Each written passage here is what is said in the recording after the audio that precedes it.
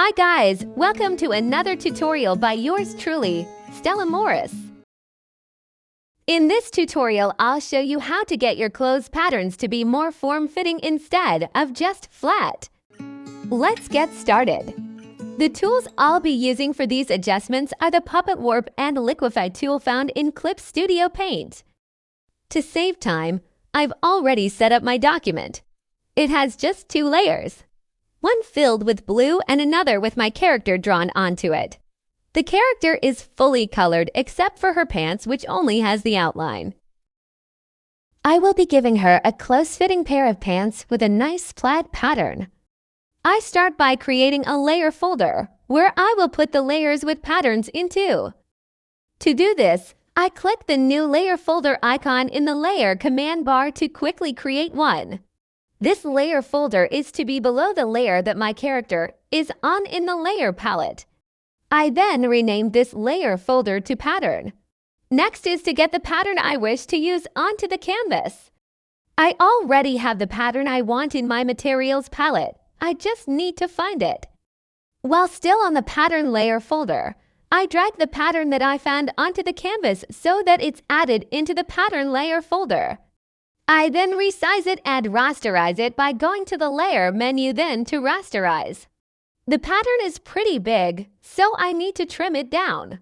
So it's easier to work with while also leaving enough for the adjustments. I use the Selection Area tool, Lasso Step tool, to make a selection of suitable size on the pattern. Then invert it by going to the Select menu, Invert Selected Area. Then I delete the selected area by pressing the Delete icon. Then the Deselect icon to cancel the selection. The next step is to get the pattern to only show inside the line art of the pants. To do this, I will need to mask the areas outside the pants. I hide the pattern layer, then click on the layer with the pants outlined. Then use the Selection Area tool, Magnetic Lasso Step tool, to make a selection around the pants. When done, I click back onto the Pattern layer folder. Then I go to the Layer menu, Layer Mask, Mask Outside Selection. The mask is made, but it needs correcting. I click on the mask in the Layer palette, then click the Mask Settings icon in the Layer property bar. From the drop-down menu, I check the Show Mask Area option. While still on the mask, I use a pen tool to erase the mask to show the contents, and the Eraser tool or Pen tool with transparent color selected to apply the mask, which hides the contents beneath it. When done, I uncheck the Show Mask Area option. Then finally, I unhide the pattern layer. Most people would stop here and call it a day. But some of us would go further to make this pattern look more flattering on our character. This is where the Puppet Warp comes in handy. To use the Puppet Warp, I click back onto the pattern layer, then go to Edit menu, Transform, Puppet Warp. Now, using the Puppet Warp, I will adjust the pattern in stages, focusing on the waist area first. This is more useful than the mesh transformation as I decide where the pins go, and also rotate them for more precise adjustments. When done, I click OK to finalize the Puppet Warp. Now on to the next stage, which is to do the right leg. On the same layer with the pants waist adjusted, I use the Selection Area tool, Lasso Step tool, to make a selection around the right leg, keeping in mind the adjustments I plan to make. Hence, it needs to start from the right hip area, be long enough to cover the length of the leg, and wide enough to fit around the width of the leg. Then I click the Copy and Paste icon from the Selection Launcher to easily copy the selection onto a new layer. I then cancel the selection and rename the layer to L. While on layer L, I activate the Puppet Warp and start with a few pins to move the pattern to match the direction of the right leg. Then I add more pins for more adjustments.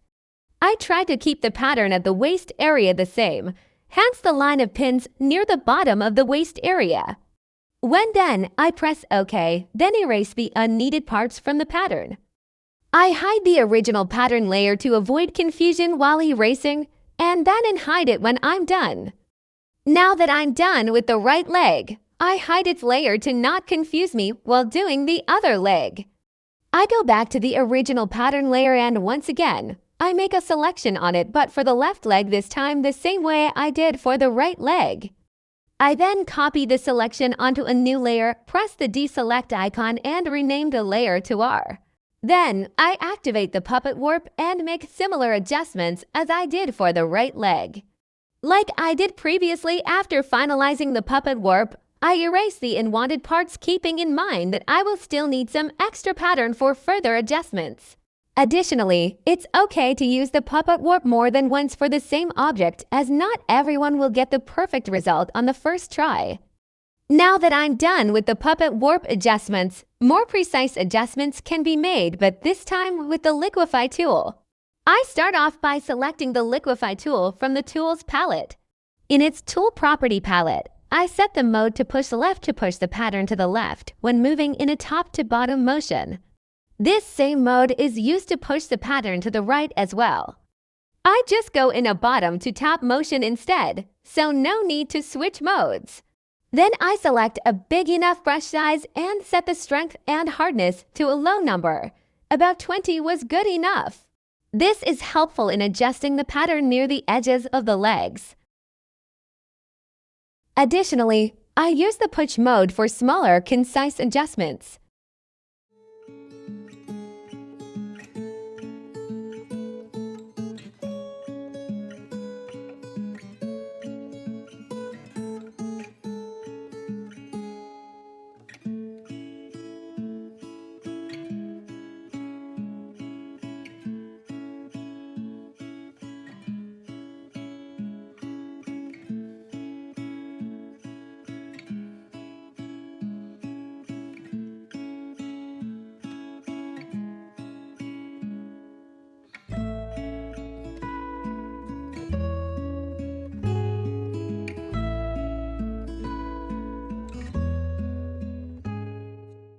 When done, I merge all the pattern layers back onto the original pattern by going to Layer menu, Merge with Layer below. Now I go on to do more edits as the patterns are now merged into one. Finally, it's time to add shadows to my pattern. Shadows are useful for enhancing the dimension of the object they're on and helps them to stand out. Firstly, I create a new layer above the pattern layer folder by pressing the new raster layer icon. Then I clip this layer to the layer folder by pressing the clip to layer below icon. Next, I change its blending mode to multiply. I then select a nice color and a brush tool to add shadows to the pants.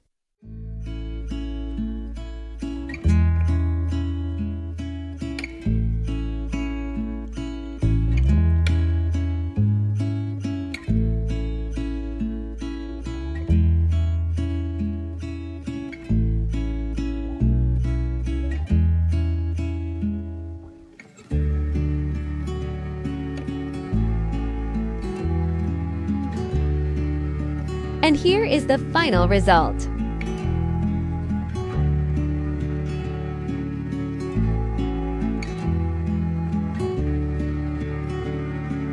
That's the end of my tutorial.